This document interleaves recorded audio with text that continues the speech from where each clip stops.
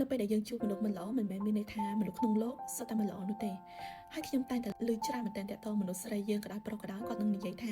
អូមនុស្សប្រុសសុទ្ធតែបែបហ្នឹងចាហើយមនុស្សប្រុសវិញគាត់នឹងនិយាយថាអូមនុស្សស្រីតោះតែធ្វើអញ្ចឹងមកគាត់ពេញចិត្តចាអញ្ចឹងតាក់ទងផ្នែកគំនិតនេះខ្ញុំចង់ឲ្យអ្នកទាំងអស់គ្នាដឹងថាមិនមែនគ្រប់ទាំងអស់គឺសុទ្ធតែបែបហ្នឹងនោះទេហើយបើសិនជាជោគជតារបស់យើងវាស្នើយើងជួបមនុស្សមិនល្អចាក្នុងមួយជីវិតយើងជួបមនុស្សមិនល្អមិនមែនមានន័យថាមនុស្សក្នុងលោកចាគេសុទ្ធតែមិនល្អជាមួយគ្នាគឺអត់ទេដោយសារយើងចោះចម្ពាក់កម្មពៀជាមួយនឹងមនុស្សម្នាក់ចាមនុស្សដែលមកជួបយើងនៅក្នុងជាតិនេះមិនមែនសុទ្ធតែជួបដោយភាពចៃដន្យនោះទេវាតាក់ទងការចោះចម្ពាក់គ្នាចាវាត្រូវដោះស្រាយជាមួយគ្នាចាចំណុចទី2វាតាក់ទងការជ្រើសរើសរបស់យើងនៅពេលដែលយើងជ្រើសរើសពីមួយទៅមួយតើយើងបានសិក្សាស្វែងយល់ពីចំណុចខ្វះខាតឬក៏អត់ចានៅពេលដែលយើងជ្រើសមកខុសហើយបន្ទាប់មកយើងទៅជ្រើសអ្នកថ្មីយើងអត់បានគិតពិចារណាអត់បានសួរខ្លួនឯងថាយើងស្រឡាញ់គេពិតអត់តើគេមានចរិតលក្ខណៈបុគ្គលិកលក្ខណៈបែបណាចាយើងបានគិតវែងឆ្ងាយដោយសារការជ្រើសរើសរបស់យើងពេលខ្លះយើងជ្រើសរើសដោយសារចង់ចាញ់ចង់ឈ្នះដោយសារតែកំដរអារម្មណ៍ឬក៏ដោយសារតែគេថា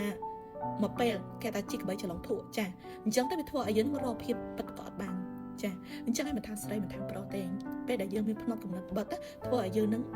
អត់អាចមានក្តីសុខដូចគ្នាយើងបិទចិត្តបិទកំណត់គិតថាក្នុងលោកសុទ្ធតែអញ្ចឹងតែការពិតគឺយើងឯកាប៉ុន្តែយើងមិនព្រមបើកដោយសារយើងយកអតីតកាលឬក៏យើងមិនព្រមធ្វើការស្វែងយល់ពីកំហុសរបស់យើងនៃការជ្រើសរើសហ្នឹងយើងមកបិទអាការដែលយើងត្រូវជ្រើសរើសបច្ចុប្បន្ននេះចាធ្វើឲ្យខ្លួនឯងហ្នឹងអត់មានឱកាសក្នុងការជ្រើសទេ